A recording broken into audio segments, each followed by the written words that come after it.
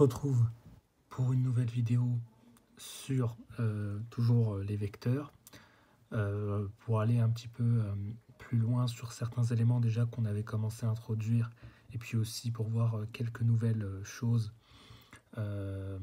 fondamentales qui entrent dans ce sujet des vecteurs.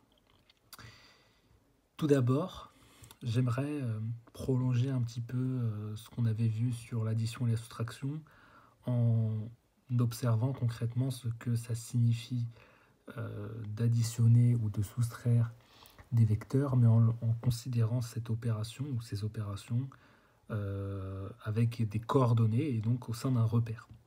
Parce qu'on avait introduit un petit peu de façon très générale cette notion d'addition de vecteurs et de soustraction de vecteurs.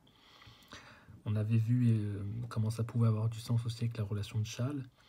Mais là, avec un repère, du coup, ça va nous permettre d'avoir un peu plus de visuel sur l'addition ou la soustraction vectorielle. Alors là, j'ai pris deux vecteurs, donc le vecteur AB et le vecteur CD. Les coordonnées en X qui valent 5, moins 3. Voilà, c'est pareil ici. Alors en vérité, on s'en fiche un petit peu de savoir où c'est exactement. Nous, ce qui nous intéresse surtout, c'est surtout l'écart qu'il y a entre l'abscisse ici et celui-là, et leur donner ici et leur donner là. Pareil pour ce vecteur. Pourquoi? Parce qu'on a dit que, en fait, un vecteur, de toute façon, on peut le déplacer. Si on ne change pas son sens, sa direction et sa norme, on pourra toujours le déplacer. Il y aura toujours 2 unités d'écart ici entre les abscisses et 3 unités d'écart ici pour les ordonnées, pour ce vecteur-là, par exemple. Et donc là, de manière générale, on peut directement faire le calcul et dire qu'en fait, du coup, en X, la coordonnée, ça va être 2, puisque 5 moins 3, ça fait 2, et la coordonnée en Y, c'est 3, parce que 4 moins 1, finalement, ça fait 3. Et donc, on peut ramener les coordonnées de AB à, tout simplement, cette valeur-là pour la coordonnée en X, et celle-ci pour les coordonnées en Y. Pour le vecteur CD, c'est le même principe, et on retrouve ceci.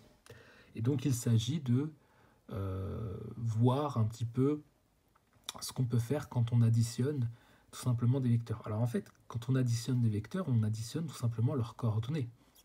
Et c'est ce qu'on voit ici de toute façon. Là, par exemple, j'ai représenté AB, AB avec 2 unités en abscisse et 3 en ordonnée. On retrouve bien le vecteur AB quand on part de l'origine. J'ai pris le fait qu'on parte de l'origine parce que c'est plus facile quand on part de l'origine. Si j'aurais pu mettre le vecteur AB ici, ça n'aurait rien changé parce que le déplacement aurait été le même.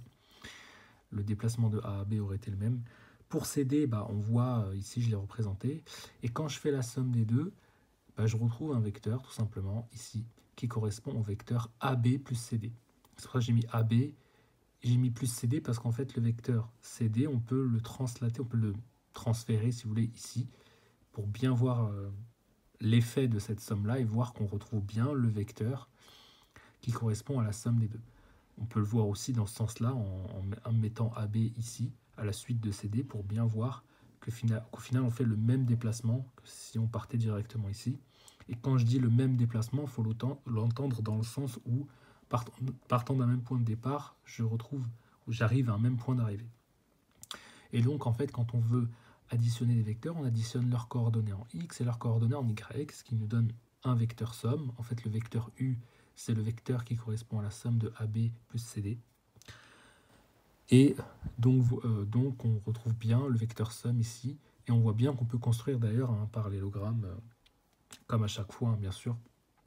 Parce que là, finalement, ce vecteur-là, si je le transfère ici, eh bien, on retrouvera deux côtés de même longueur et parallèle.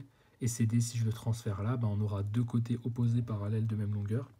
Et donc on retrouve bien un parallélogramme, bien sûr. Et donc là, bien sûr, je peux additionner effectivement les coordonnées pour avoir un vecteur résultant qui correspond au vecteur construit sur la somme de ces deux vecteurs-là. Et donc j'additionne les coordonnées en X et en Y, je retrouve le vecteur résultant ici. Je peux bien sûr soustraire, et ça va être le même principe, on va soustraire les coordonnées de AB et de CD en X, et on va soustraire leurs coordonnées en Y pour retrouver le vecteur qui qui correspond à la soustraction de AB, du vecteur AB du vecteur CD. Le vecteur W, il est là. Et bien sûr, le vecteur W, d'accord, on peut aussi le voir d'une autre façon. Parce que du coup, si j'isole AB, j'aurai que AB est égal au vecteur W plus le vecteur CD. Donc W plus CD, ça va me donner au final le vecteur AB. On peut aussi du coup faire ça comme opération. On peut aussi d'ailleurs multiplier par un nombre, on l'avait vu ça, des vecteurs. Et du coup là, j'aurai moins 2 fois les coordonnées de AB, plus 3 fois les coordonnées de CD. Donc les coordonnées de CD, je les multiplie par 3, que ce soit les coordonnées en X et en Y. Ça va être un peu le même principe pour AB. Et ça a du sens parce qu'on a dit qu'en fait 3CD, c'est CD plus CD plus CD. C'est-à-dire c'est les coordonnées de CD, plus les coordonnées de CD, plus les coordonnées de CD. Donc 3 fois les coordonnées de CD en X et 3 fois les coordonnées de CD en Y. Finalement, on applique le même principe que ici. C'est juste que là, c'est comme si vous aviez CD plus CD plus CD. Donc je vais avoir les coordonnées en X de CD, plus les coordonnées en X de CD, plus les coordonnées en X de CD, c'est-à-dire 3 fois les coordonnées en X de CD. C'est ce que je fais là. 3 fois les coordonnées en X, 4. 3 fois les coordonnées en X de CD, et 3 fois les coordonnées en Y de CD. Et on a un vecteur résultant qu'on peut bien sûr représenter. Donc, ensuite, on va un petit peu plus détailler sur cette notion de normes de vecteurs qu'on n'avait pas trop détaillé, on avait juste dit ce que c'était. Mais concrètement, est-ce qu'on peut exprimer cette norme, et si oui, de quelle façon? Alors rappelez-vous, on avait dit que la norme d'un vecteur, c'est tout simplement la longueur qui sépare le point de départ du vecteur du point final de ce vecteur.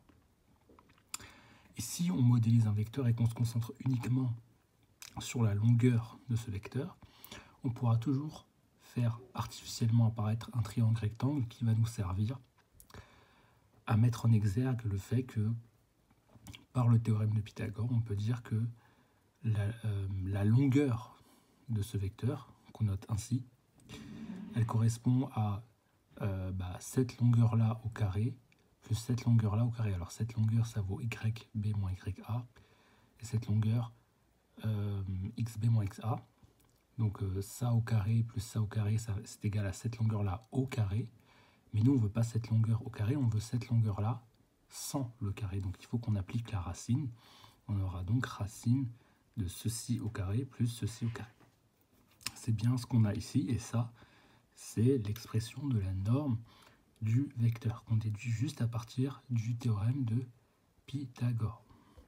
Alors un autre point important qui est souvent oublié, c'est que si je considère la norme d'un vecteur qui est associé à un coefficient multiplicateur,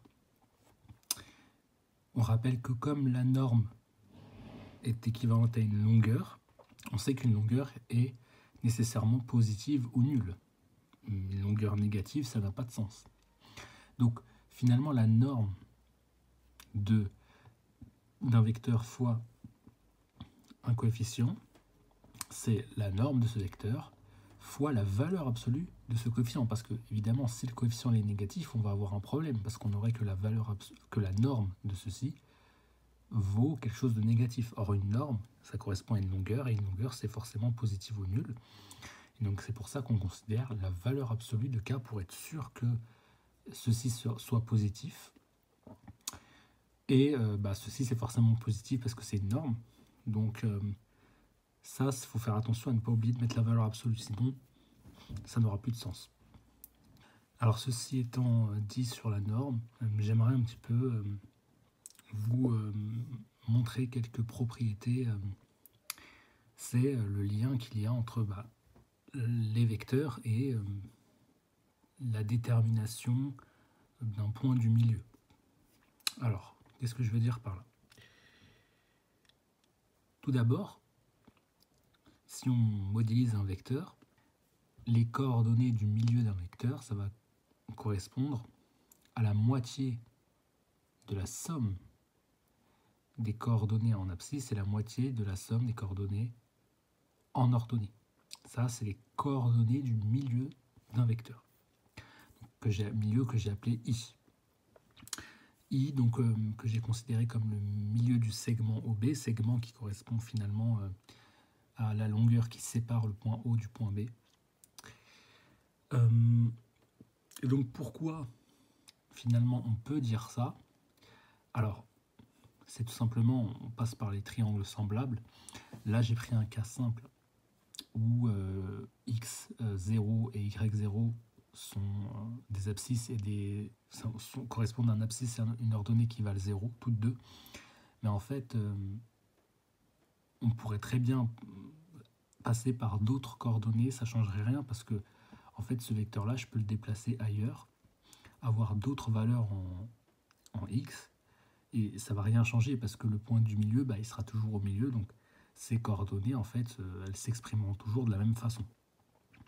Donc, que je fasse ma démonstration pour une zone où se trouverait le vecteur ou que je la fasse ici, c'est pareil.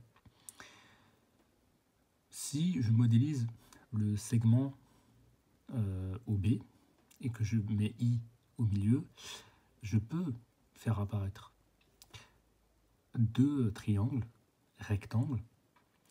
Et effectivement, là, ces deux triangles, que ce soit le triangle OI-XI ou OB-XB, ils ont un angle commun alpha et un angle commun qui est l'angle de 90 degrés. Donc forcément, leur troisième angle est commun aussi.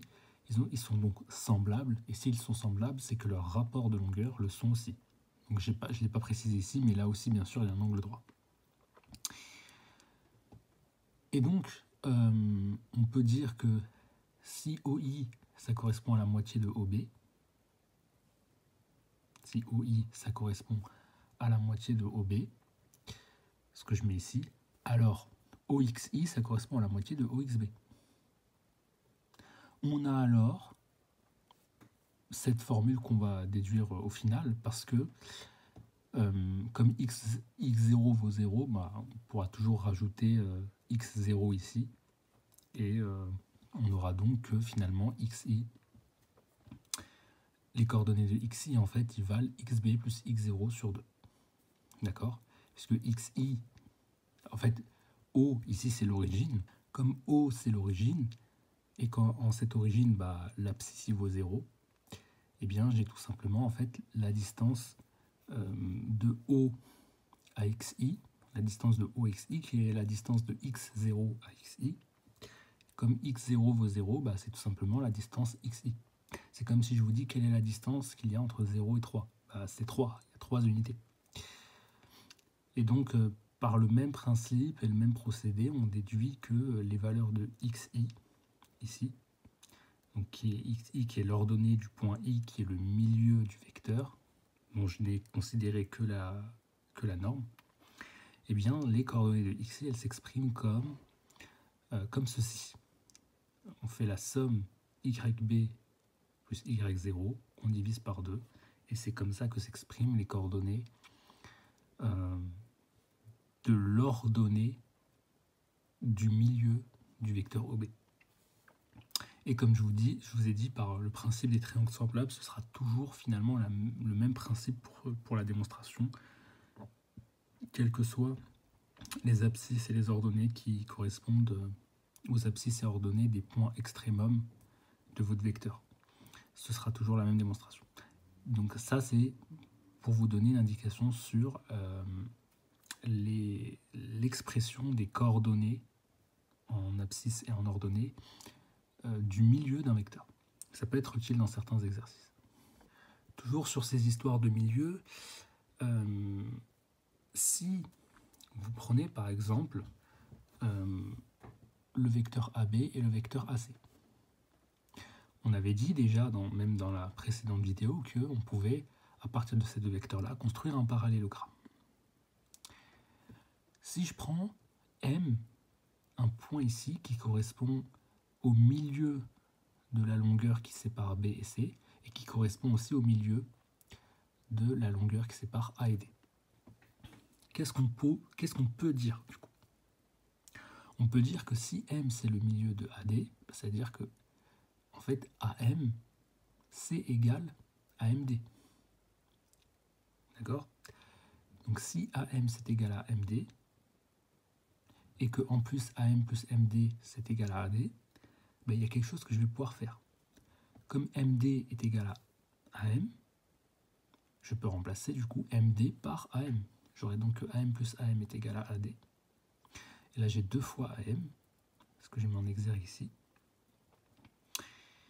Donc finalement, on a AD qui vaut 2 fois AM, mais ce même vecteur AD, il vaut aussi AC plus AB. Et oui, AC, là, AB je le prends, je le mets ici, AC plus AB, bah, ça fait bien AD. Et donc bah, j'ai 2 égalités pour AD que je vais mettre en égalité ici, puisque ces 2 éléments sont égaux à AD, ils sont donc égaux entre eux. Et si j'isole AM en divisant par 2 de chaque côté, j'ai ceci. Et donc, c'est pour ça que je vous dis, le vecteur qui va d'un sommet jusqu'au milieu d'un parallélogramme correspond, en termes de vecteurs, correspond à la moitié de la somme des vecteurs sur les 2 côtés adjacents à ce sommet. Qu'est-ce que ça veut dire? Ça veut tout simplement dire que là, vous avez le vecteur AM qui part d'un sommet du parallélogramme jusqu'au milieu. Et on a montré que ce vecteur-là, il correspond à la moitié de la somme des 2 vecteurs qui sont adjacents à ce sommet, c'est-à-dire qui sont à côté de ce sommet-là. C'est ce qu'on a mis, c'est ce qu'on a montré ici. AM, c'est égal à la moitié de AC plus AB. On peut généraliser ce qu'on avait vu juste avant en considérant que comme les coordonnées de AD sont 2 fois plus grandes, puisque AD est 2 fois plus grand que AM, c'est-à-dire que si on prend les coordonnées en X de AD, elles sont donc 2 fois plus grandes que celles de AM. Et vous voyez que par calcul, quand on isole XM, c'est-à-dire les coordonnées en abscisse du milieu du vecteur, on trouve que ça vaut bien XD plus XA sur 2, donc de façon générale. Et pour Y, ce serait la même démonstration. Donc ici, on peut vraiment avoir de manière générale cette expression des coordonnées du milieu d'un vecteur. Aussi, un élément hyper fondamental, c'est le déterminant. Et d'ailleurs, même le déterminant, c'est quelque chose qui va servir beaucoup, par exemple, pour les matrices et tout, mais ça, on le verra plus tard. Là, ici, j'aimerais mettre en avant une propriété fondamentale. Alors, tout d'abord, quand on parle de déterminant, on parle de quoi? Le déterminant d'un vecteur, en fait, on va voir que c'est une façon d'exprimer la collinéarité de vecteurs au travers de leur proportionnalité. On va voir plus spécifiquement dans la suite du cours qu'en fait le déterminant, ça correspond à une certaine expression.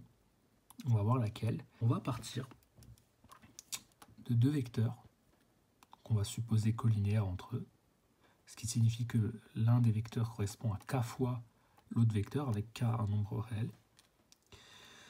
Mais dire ceci, ça revient à dire que les coordonnées de ce vecteur-là sont égales à k fois les coordonnées de ce vecteur-là. K fois les coordonnées de ce vecteur-là, c'est ces coordonnées plus ces mêmes coordonnées plus ces mêmes coordonnées, et cela k fois. Et avec ce qu'on avait vu sur les sommes juste avant, on peut du coup dire que ceci revient à dire qu'en fait on a k fois la coordonnée x' et k fois la coordonnée y'. C'est ce qu'on avait vu tout à l'heure avec les sommes. Quand on somme des vecteurs, on somme leurs coordonnées. Mais là, je suis en train de sommer les coordonnées d'un même vecteur. Donc en fait, je vais avoir un vecteur résultant qui va correspondre à k fois les coordonnées du vecteur V. Et k fois les coordonnées du vecteur V, ça va me construire le vecteur U. Tout simplement. Donc ce que je viens de vous dire, il faut le garder en tête. Et là, on va juste essayer de voir un peu autrement ce que je viens de dire avant, de façon vraiment classique par rapport aux proportionnalités. Vous connaissez sûrement le produit en croix et on l'a vu de toute façon dans un cours sur la proportionnalité. On a ici les coordonnées du vecteur V et on a montré juste avant que quand on les multiplie par k, on retrouve les coordonnées du vecteur U. Parce que k fois x', bah, c'est égal à x, donc la coordonnée en x du vecteur U. Comme ce qu'on a expliqué juste avant. Et pareil pour y' qui est la coordonnée en y du vecteur v. Quand on multiplie k fois cette coordonnée, on retrouve y qui est la coordonnée de u. U, le vecteur u qui correspond, je le rappelle encore, à k fois le vecteur v. Mais cette relation de proportionnalité, elle équivaut, donc par produit en croix, à dire que ceci fois cela est égal à ceci fois cela. Ce que je mets ici. Et bien sûr, je peux soustraire par ceci de chaque côté et avoir cela. Et donc finalement dire que le vecteur u et v sont collinéaires, et donc que u correspond à k fois v, finalement on vient de voir que ça revient à dire ceci. En tout cas, ça implique de dire ceci. On va voir après ce que ça... Si dans l'autre sens, c'est vrai de dire ça. Est-ce que le fait qu'on ait ceci revient à dire que les vecteurs sont collinéaires? Ça peut paraître évident de dire que c'est le cas, mais ce n'est pas toujours le cas. Je peux vous donner un exemple. Si vous dites par exemple que x est égal à y, vous serez d'accord pour dire que du coup, x carré est égal à y carré. J'applique le carré de chaque côté. Mais le fait de dire que x carré est égal à y carré, est-ce que ça revient à dire que y est égal à x? Pas forcément, parce que si y et x sont négatifs, bah du coup, le fait d'appliquer la racine sur x carré et sur y carré, ça reviendrait à retrouver des x et des y négatifs. Mais on sait que quand on applique une racine, on ne peut pas avoir pour résultat une valeur négative dans l'ensemble des réels. Donc on aurait un problème. Et donc quand j'ai x carré qui est égal à y carré, effectivement ça revient à dire, si j'applique la racine des deux côtés, que y est égal à x, si et seulement si y et x sont des valeurs positives. C'est comme si je disais par exemple, si moins 3 au carré est égal à moins 6 sur 2, le tout au carré, bah, si j'applique la racine de chaque côté, en théorie je devrais retrouver que moins 3 est égal à moins 6 sur 2. Mais il y aurait un problème, parce que du coup, en appliquant la racine carrée, je retrouverais des valeurs négatives, ce qui n'est pas possible, puisque la fonction racine ne prend ses valeurs que entre 0 et plus l'infini, dans l'ensemble des réels. Donc vous voyez que c'est pas parce que une propriété est vraie dans un sens qu'elle est forcément vraie dans l'autre. Donc on a bien montré que, partant du fait que nos deux vecteurs soient collinéaires, on en déduit cette expression-là, qu'on appelle le déterminant, et que quand cette expression-là est égale à 0, alors ça revient, et que quand ces deux vecteurs sont collinéaires, ça revient à dire que ce déterminant-là vaut 0. Maintenant, si ceci est égal à 0, est-ce que ça revient à dire que les deux vecteurs sont collinéaires? C'est ce qu'on va voir. On va donc repartir de ceci. J'additionne par x, y de chaque côté, j'ai ceci. Je vais diviser par x' de chaque côté, avec bien sûr x' supposé différent de 0, parce que sinon je ne peux pas diviser par 0. Ceci là, je peux séparer le quotient, je peux sortir le y'. Et là, on va faire ce qu'on appelle un changement de variable, c'est-à-dire que pour alléger l'écriture, on va remplacer x sur x' par une certaine valeur qu'on va appeler k qui vaudra justement ceci. Ça permet de simplifier l'écriture, et si ça vous perturbe un petit peu ça, je vais vous donner peut-être un exemple qui peut illustrer ça. Imaginez que là, ici, on est 6 divisé par 3. Je peux très bien remplacer 6 divisé par 3 par la valeur 2, puisque 6 divisé par 3, ça fait 2. Et vous êtes bien d'accord avec moi que c'est une écriture beaucoup plus allégée, l'écriture y' fois 2, que l'écriture y' fois 6 sur 3. Et 6 sur 3, c'est un peu plus lourd. Autant écrire 2 directement. Et donc voilà, là on va dire que x sur y', ça vaut quelque chose qu'on va appeler k. Et ça va nous permettre de simplifier l'écriture. On a donc ceci. Je peux le réarranger. Et là, du coup, on a déduit que, partant de ceci, la coordonnée en y de u était égale à k fois la coordonnée en y du vecteur v qu'on avait introduit tout à l'heure. Or, comme on a posé que x sur x' était égal à k, bah si j'isole x, ça nous donne que x est égal à k fois x'. Autrement dit que la coordonnée en x du vecteur u est égale à k fois la coordonnée en x du vecteur v.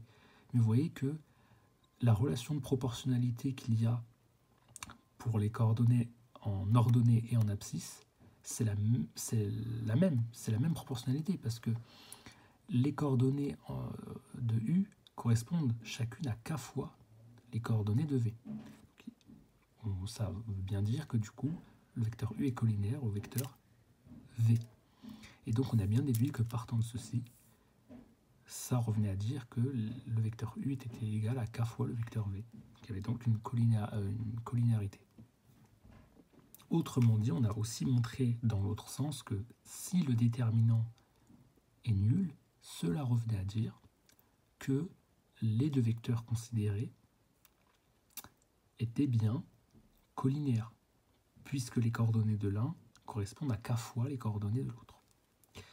Et donc on peut dire de manière générale que si le déterminant, donc cette expression-là, est nul, ceci équivaut à dire que les deux vecteurs sont collinéaires. Équivaut, on le note comme ça.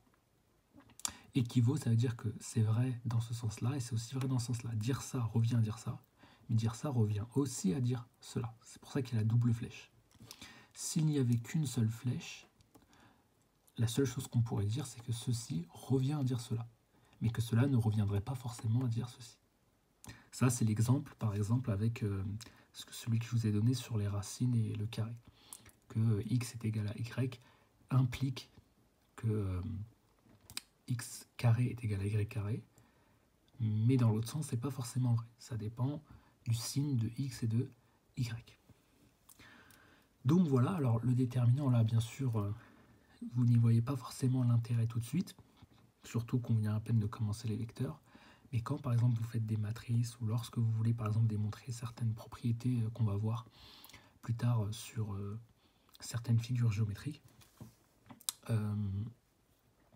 cette propriété, elle commence à avoir son intérêt. En tout cas, ici, il faut surtout retenir que, du coup, ceci équivaut à dire cela. Et donc, si, par exemple, vous avez un vecteur AB et que vous avez un vecteur, je sais pas moi, CD, une façon de prouver qu'ils sont collinéaires, ça revient à dire que si vous prenez, par exemple, la coordonnée en x de CD fois la coordonnée en y de AB moins la coordonnée en y de AB fois la coordonnée en y de CD, et que quand vous faites ce calcul-là, ça vaut 0, ça revient à dire que AB et CD sont collinaires. Donc ça, c'est une façon de prouver que des vecteurs sont collinaires, ce qui signifie qu'ils vont dans la même direction. Donc, voilà, pour ces quelques propriétés qui me semblent quand même assez fondamentales, surtout les propriétés sur les additions et soustractions et cette histoire de déterminant, parce que ce sont des choses qu'on utilise assez souvent avec les vecteurs. Donc voilà.